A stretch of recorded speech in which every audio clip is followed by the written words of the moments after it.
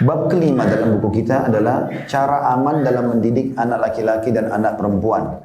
Pasal pertama, anak perempuan dulu dalam pandangan Islam. Anak perempuan dalam pendidikan, anak perempuan dan pendidikan dalam Islam, itu subjudulnya. Kata penulis, inilah ajaran Islam, menjadikan wanita dan laki-laki sama menurut syarak, menurut syariat, baik dalam akhlak, amal, pahala maupun siksa atau hukuman orang yang melanggar. Perannya bagi laki-laki nampak dalam segala perkara. Wanita adalah penopang terpenting dalam menyokong kebangkitan Islam. Bila kita hendak menyongsong kebangkitan umat ini serta menjaga agama kita, maka kita harus menambahkan sikap peduli kita terhadap wanita dalam setiap tahapannya, baik dia sebagai anak, istri maupun sebagai ibu. Jadi akhwat kita di sini punya 3 tahapan, di mana akhwat menjadi seorang anak perempuan yang harus dinaungi sampai dia menikah dan dididik dengan baik, dan itu akan jadi amal jariah buat orang tuanya. Juga pada saat dia menikah menjadi istri, pada saat dia melahirkan menjadi ibu. Semuanya ini ada panduan Islam.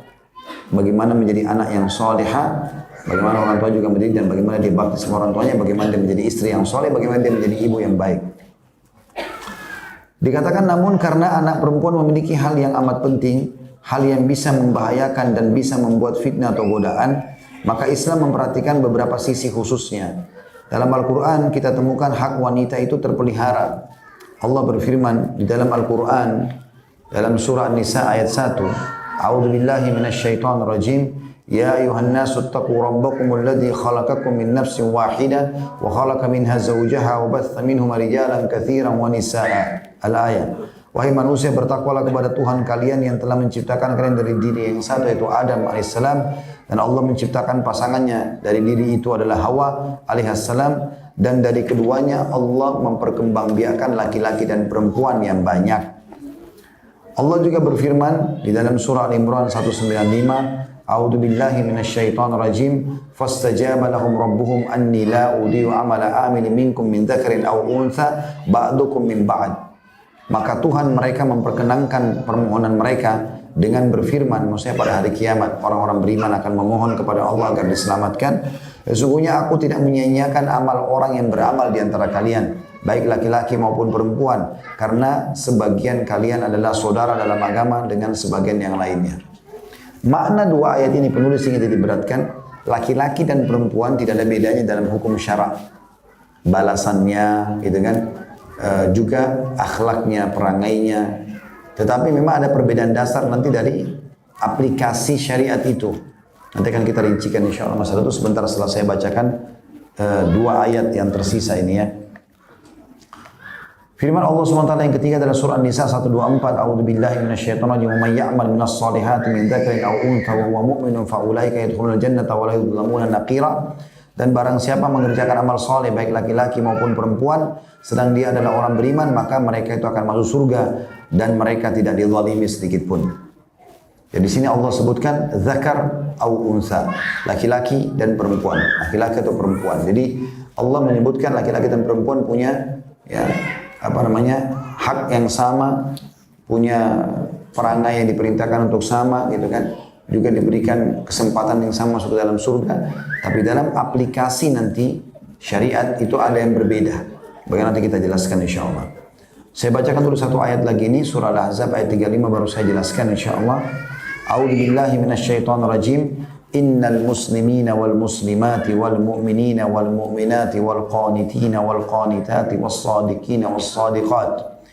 والصادقين والصادقات والصابرين والصابرات والخاشعين والخاشعات والمتصدقين والمتصدقات والمتصدقين والمتصدقات والصائمين والصائمات والحافظين لفروجهم والحافظين فروجهم والحافظات والذاكرين الله كثيرا والذاكرات أعد الله لهم مغفرة وأجرا عظيما. Sesungguhnya laki-laki dan perempuan yang muslim. Di sini Allah rincikan laki-laki dan perempuan. Laki-laki dan perempuan mukmin. Apa bedanya muslim sama mukmin? Muslim berarti dia menjalankan beriman sama Allah dan dia menjalankan 5 rukun Islam. Kalau mukmin lebih tinggi lagi. Dia sudah menjalankan 5 rukun Islam dan dia ikuti dengan ke-6 rukun iman. Laki-laki dan perempuan yang tetap dalam ketaatannya, laki-laki dan perempuan yang jujur dan benar, laki-laki dan perempuan yang sabar, laki-laki dan perempuan yang khusyuk, konsentrasi kalau ibadah, laki-laki dan perempuan yang suka bersedekah, laki-laki dan perempuan yang berpuasa, laki-laki dan perempuan yang memelihara kemaluan atau kehormatan mereka, tidak berzina, laki-laki dan perempuan yang banyak berzikir, mengingat dan menyebut Allah. Allah telah menyediakan untuk mereka ampunan dan pahala yang besar. Jadi yang ingin ditimpalkan oleh penulis ini teman-teman sekalian, ya bahwasanya kita disamakan laki-laki dan perempuan. Ini menandakan perempuan punya kedudukan di sisi Islam, gitu kan.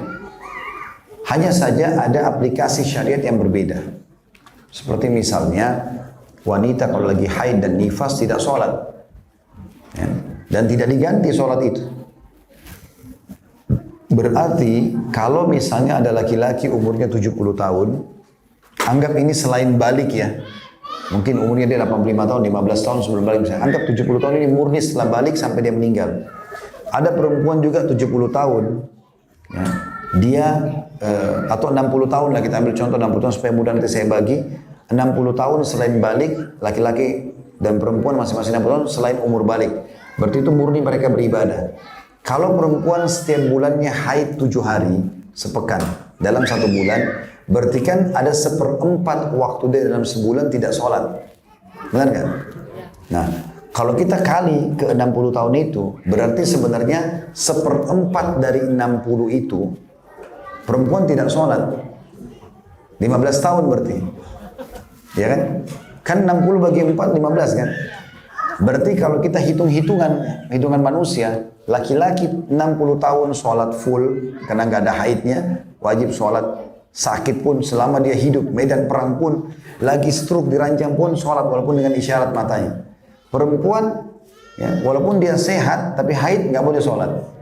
Dan itu misalnya terjadi yang normalnya kan 1 minggu haidnya. Kita hitung yang normal. Berarti kalau kita hitung laki-laki 60 tahun, perempuan 60 tahun, jumlah sholatnya lebih banyak siapa? Laki-laki. Bedanya 15 tahun loh. Tapi pertanyaan, apakah perempuan lebih sedikit pahalanya? Gitu. Jawabannya tidak. Kenapa tidak? Karena Allah memberikan mereka pahala dari pekerjaan yang lain untuk menutupi itu. Seperti misalnya hamil, laki-laki biar nangis darah nggak bisa hamil kan? Itu ada pahala sendiri kalau dia ikhlas. Melahirkan, sampai kalau mati melahirkan, mati syahid. Laki-laki tidak mungkin bisa melahirkan.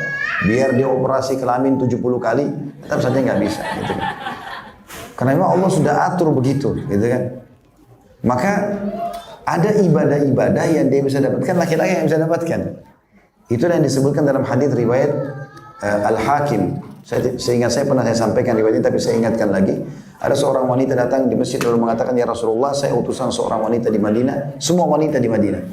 Saya mau bertanya, boleh? Kata Nabi SAW, boleh, silakan. Kalian kaum laki-laki sholat berjamaah di masjid. Kalian mencari nafkah buat kami. Kalian ngantar jenazah. Kalian juga jihad di jalan Allah. Sementara kami perempuan mengurus rumah kalian, mengurus anak-anak kalian, cuci baju lah, siapin makan segala macam, dan juga menjadi tempat syahwat kalian. Pertanyaan saya Rasulullah, pahala kami dan kalian sama gak? Kan berbeda. Laki-laki cari nafkah dulu, perempuan urus anak di rumah. Laki-laki sholat berjamaah di masjid, perempuan sholat di rumah, gitu kan? Beda. Laki-laki wajib jihad kalau ada panggilan, perempuan cuma jaga anak-anak, gitu kan? Bahkan tadi dikatakan jihadnya perempuan, anak kecil, orang lemah adalah haji dan umrah, gitu kan? Sama gak pahalanya? Nabi SAW balik kepada arah laki-laki, sahabat-sahabat lalu berkata, ada gak pertanyaan lebih penting dalam Islam daripada ini? Maka semua diam. Lalu Nabi SAW balik ke wanita itu lalu berkata, pulanglah, sampaikan kepada seluruh wanita yang kau temui kalau pahala kalian sama. Dan Allah turunkan juga dalam Al-Quran surah An-Nisa. Apa artinya? Wanita. Tidak ada surah namanya Ar-Rijal. Surah laki-laki enggak ada.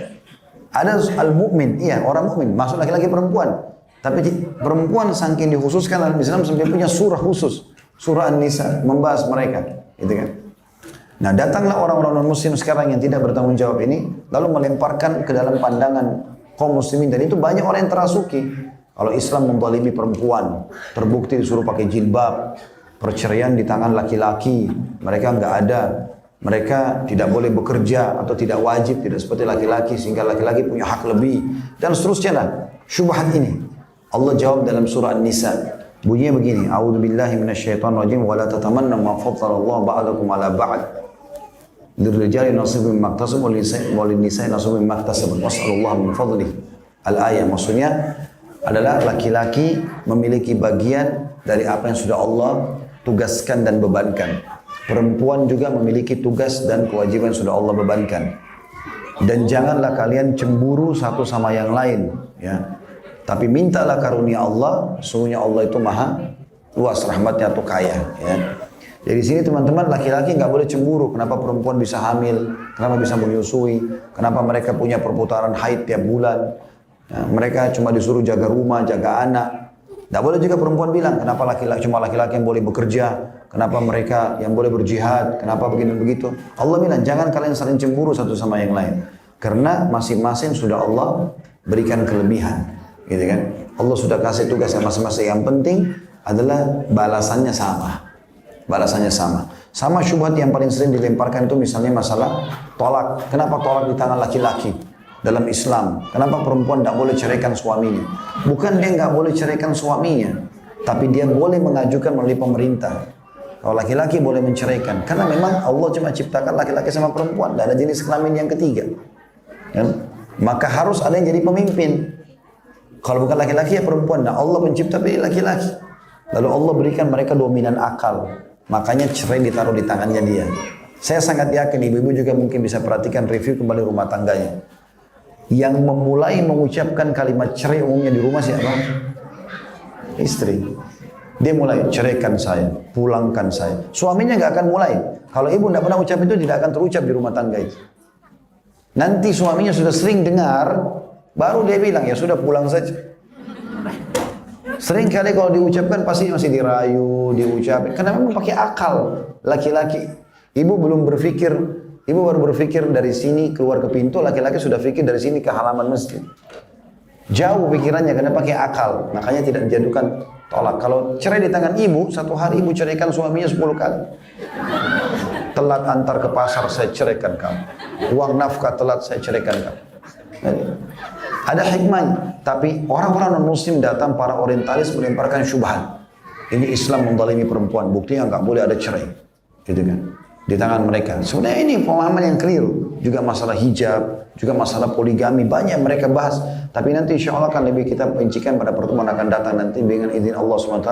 Karena ini akan banyak membahas nanti tentang hak-hak dan kewajiban dari ibu sebagai ibu, dari anak-anaknya, sebagai istri dan juga sebagai anak perempuan. Nanti akan kita rincikan dengan izin Allah SWT yang nanti kita harapannya itu teman-teman sekalian, terutama ibu-ibu, terbentuk karakternya, oh ternyata Islam menjadikan saya begini. Nah jalan sesuai dengan itu. Jangan mudah terpengaruh. Karena yang paling gampang dirusak ini wanita. Coba lihat komoditi bisnis. Apa hubungannya antara mobil dengan perempuan yang ada di situ? Apa hubungannya antara semuanya harus ada perempuannya? Dan harus ditampilkan dengan terbuka dengan ini. Apa hubungannya? Banyak wanita pikir, oh itu prestasi. Bukan prestasi, itu malah penghinaan. Islam justru datang memuliakannya. Tidak boleh sembarangan orang salaman, tidak boleh sembarangan orang lihat, tidak boleh sembarangan orang nikmati. Tapi orang muslim datang merusak itu. Dengan pola mereka ditarik ke tengah-tengah kaum muslimin. Dan ini insya Allah akan lebih jauh kita bahas nanti pertemuan akan datang. Allahu a'lam. Baik, karena sudah masuk waktu kita tutup sampai sini. Mudah-mudahan bermanfaat. Subhanakallahumma bihamdika asyhadu an la ilaha illa anta astaghfiruka wa atubu ilaik. Wassalamualaikum warahmatullahi wabarakatuh.